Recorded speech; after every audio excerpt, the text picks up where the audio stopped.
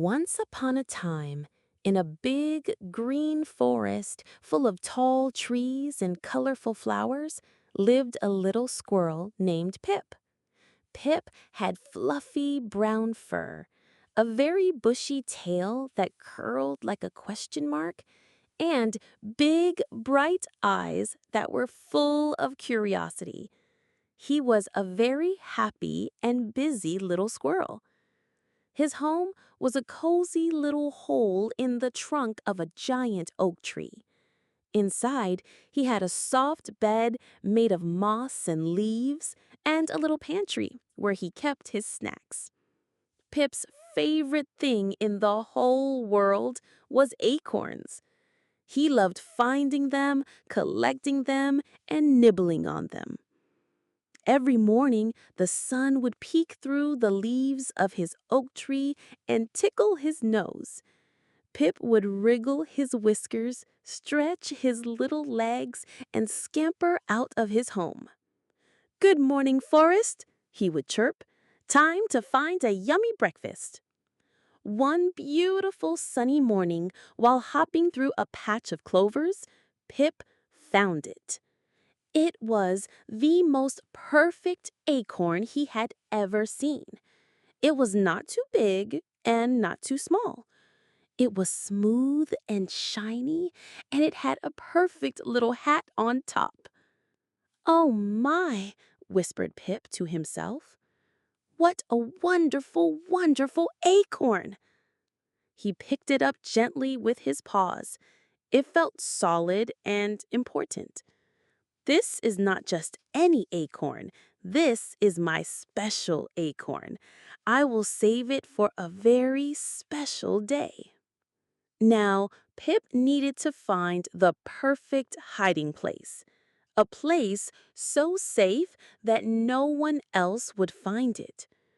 He thought and thought.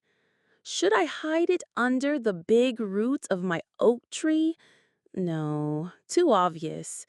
Should I hide it high up in a branch? No, it might fall down. Then he saw a beautiful patch of bright red flowers not far from his tree. "That's it," he decided. He scampered over to the flowers. The ground was soft. He dug a little hole with his front paws. He gently placed the special acorn inside and carefully covered it with soft earth and a few dry leaves. "There," he said proudly, patting the leaves down. "My special acorn is safe and sound." He looked around one more time, smiled, and then went off to play. The forest was a fun place to be. First, Pip played hide and seek with his best friend, a little rabbit named Rosie. Rosie was very fast and good at hiding behind bushes. Then he sang songs with Sky, a cheerful bluebird who taught him a new melody. He had so much fun playing with his friends that the day flew by and he completely forgot all about his special acorn. The next morning, Pip woke up and stretched. The sun was shining even brighter than yesterday. "What a lovely day," he thought. "This feels like a special day. I know. I will eat my special acorn for a treat." He felt very excited. He scampered down the big oak tree and ran to the patch of red flowers. He looked for the spot where he had dug the hole. He remembered the leaves he had used to cover it. But the leaves were scattered, and when he looked closer, the hole was empty. "Oh no!" cried Pip. His bushy tail drooped. "My special acorn is gone! Where could it be?" Pip's big, bright eyes filled with tears. He frantically dug around the flowers. He looked under every single petal. He looked behind a big mossy rock nearby. He even looked up in the branches above just in case. But the special acorn was nowhere to be found. Just then, Rosie, the rabbit, hopped by, her long ears twitching. "Good morning, Pip. What's wrong? You look so sad." "I lost my special acorn," sniffled Pip. "It was the best, shiniest, most perfect acorn in the whole forest."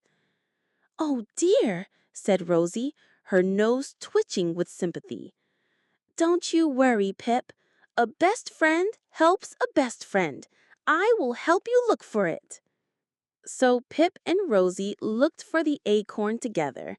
They were a great team. They looked near the bubbly stream, checking under the smooth, wet stones. They looked in a bush full of juicy purple berries, being careful not to stain their paws. But they couldn't find the acorn anywhere. Soon, they met a big, gentle bear named Barnaby. Barnaby was sitting by a tree, humming a happy, rumbly tune and scratching his back. "Hello, little ones," he said in his deep, kind voice.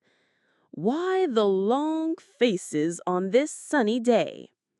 "Pip lost his special acorn," explained Rosie, hopping from one foot to the other.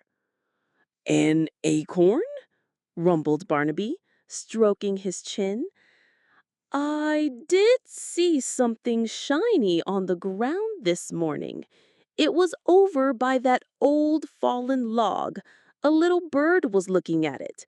Maybe that was your acorn." "The old log! Thank you, Barnaby!" shouted Pip, his hopes soaring. He and Rosie waved goodbye and hurried towards the old log on the other side of the meadow. They looked all around the log. They looked under it where the little bugs lived. They looked on top of it where the moss grew like a soft green carpet. They peeked inside the hollow part of the log, but still there was no acorn. Pip's tail drooped all the way to the ground. He was ready to give up. Just then, a wise old owl named Professor Hoot flew down from a high branch and landed silently beside them. He was wearing his little glasses, which were actually just two round, transparent leaves he had found.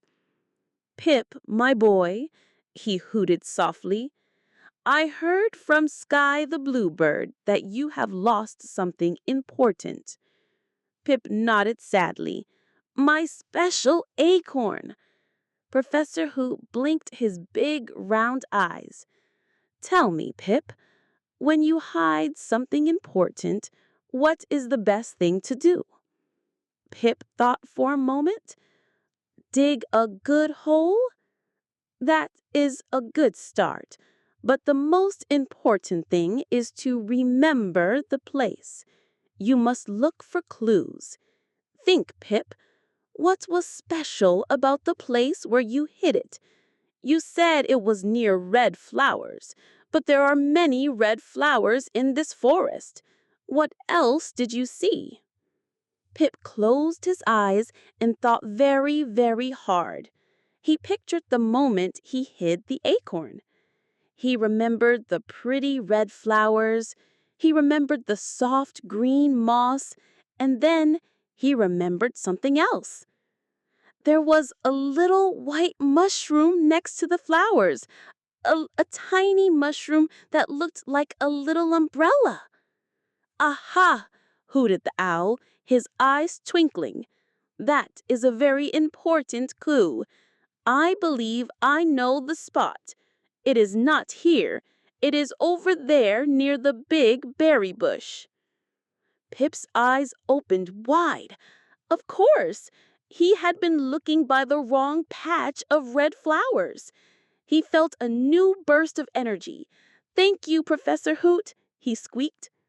He scampered as fast as his little legs could carry him, with Rosie hopping right behind. He ran straight to the big berry bush, and there it was. A patch of red flowers, and right next to it, a tiny white mushroom that looked exactly like a little umbrella. Pip's heart thumped with excitement. He dug under the leaves with his paws, and then he felt it. It was his big, shiny, special acorn. I found it! I found it! He squeaked with pure joy, holding the acorn up for Rosie to see. Thank you, Professor Hoot. Thank you, Rosie. Thank you, Barnaby. Pip picked up his acorn and hugged it tight. He decided that the day he found his lost acorn with the help of his friends was a very special day indeed. So he sat down with Rosie, and soon Barnaby and Professor Hoot joined them.